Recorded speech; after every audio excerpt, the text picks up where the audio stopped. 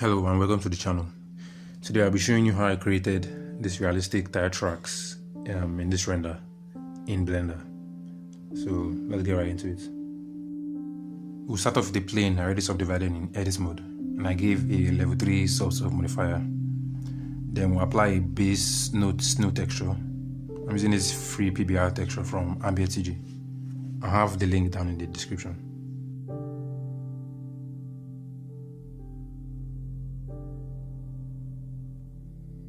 I'll reduce the normal strength to make the snow bump a little bit more subtle and disconnect the displacement as I'll not be needing it.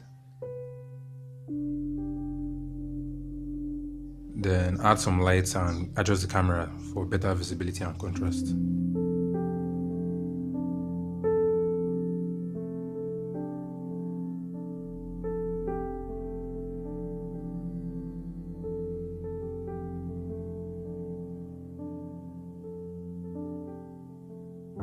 Now to bring in the tire tracks, we'll be using the built-in images to plane add-on. Then we'll select our tire tracks alpha.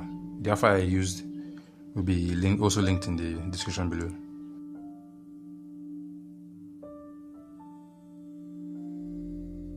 So we're going to disconnect the principled BSDF as we want to render it as a black and white mask. So we are going to be using emission instead.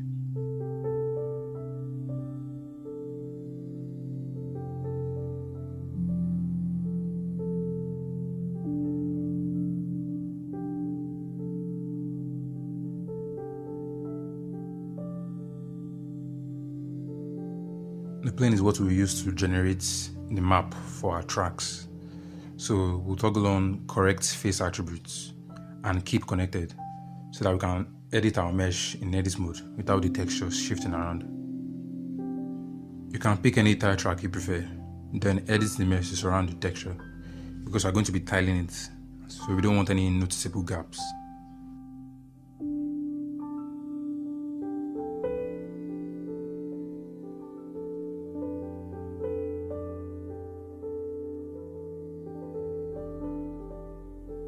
Plug a color ramp in between it like this because we need to flip the colors so that only the tire tracks are white and everything else is black.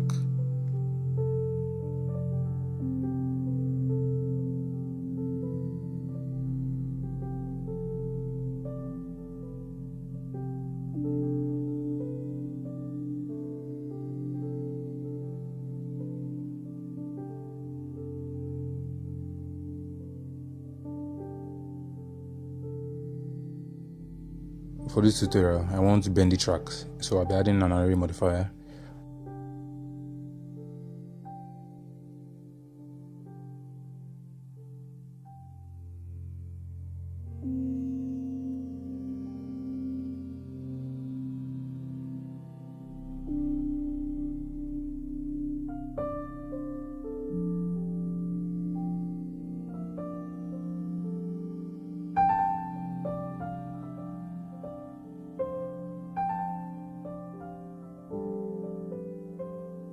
Then we'll add a curve.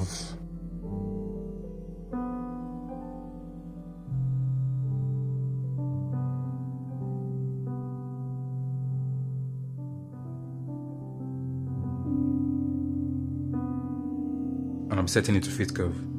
I'll also be adding a curve modifier to be able to bend the tracks. And fiddle the curve deform modifier because nobody knows how it actually works. But if yours doesn't look like this, you should make sure you apply the rotation and scale of the curve and the plane. Then you can also tweak the X and Y offsets. And make sure your offset is set to 1 in the array modifier.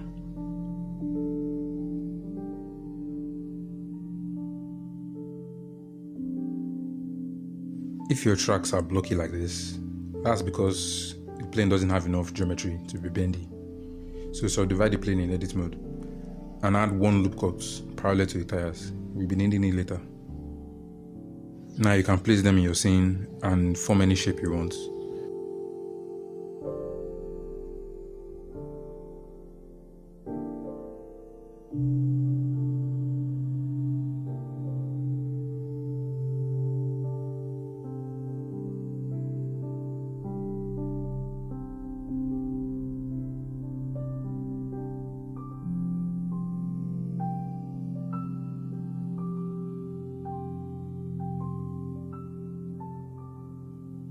Also space them out on the z-axis to prevent any z-fighting and artifacts in our final render.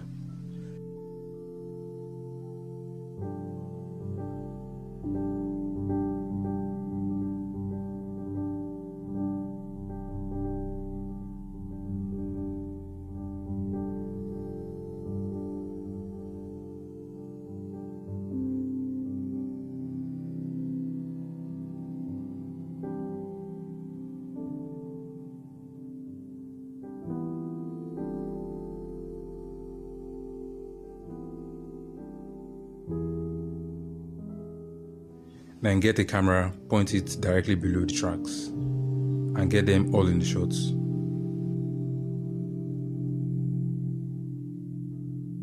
For this tutorial, I'll be using 2K renders, but you can go higher for better details. And make sure your world is pitch black. You don't want any extra lights. And the render should look like this. Remember the loop cuts we did previously. We are going to be using it for the next mask. First, add an attribute node and a color ramp node.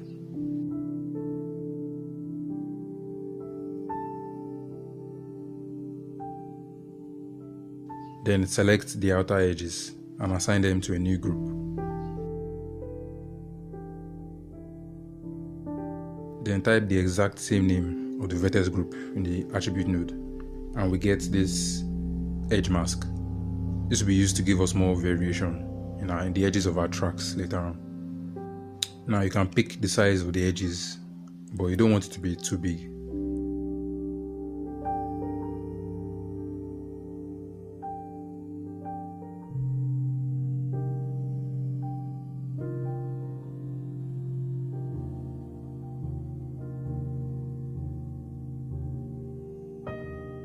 Then the render should look like this.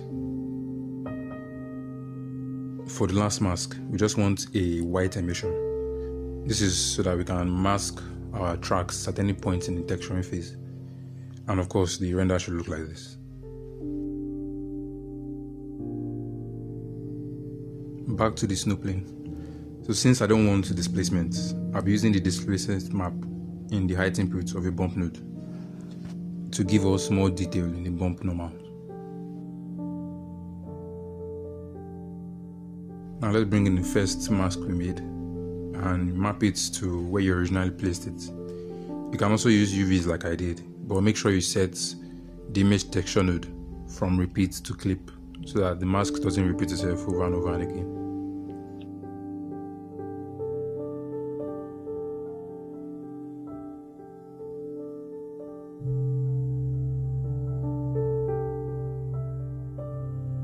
Now add the mask to a new bump node, and make sure you add the previous bump node to the normal of the new bump node so that the old one carries on.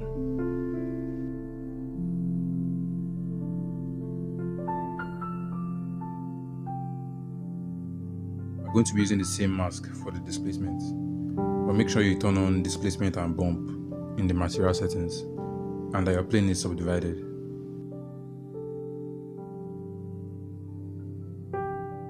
Now plug an invert color node to give us the best results with our mask, in between the mask and the displacement.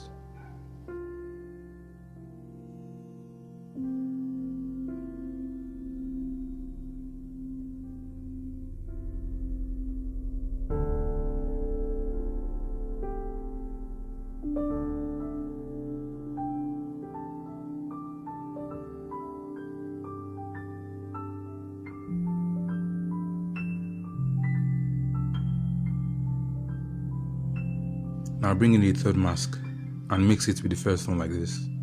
I'm going to be using a noise texture to give the tracks value variation so that it doesn't appear totally evenly displaced in the snow.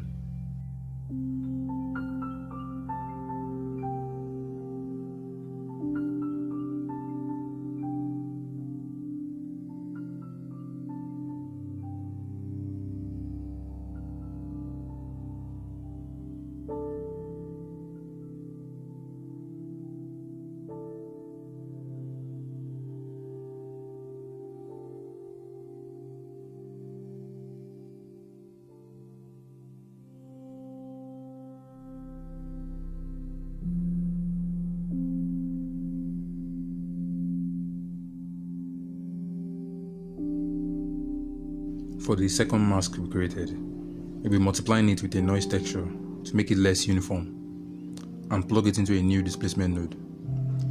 Tweak the values to your satisfaction.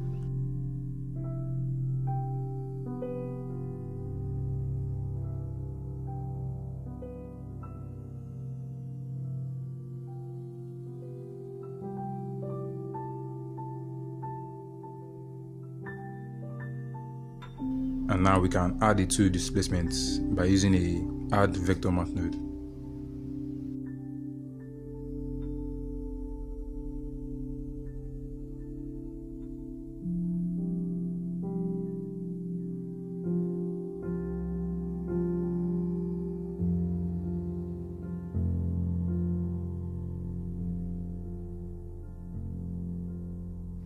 We can give the tracks even more variation as I did here.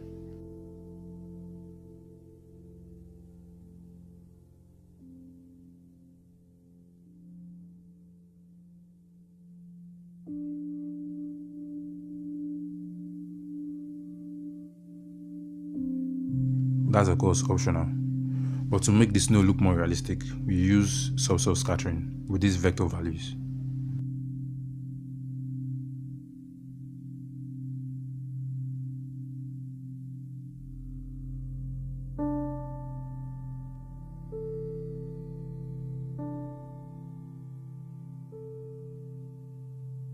So that's it, tracks in snow.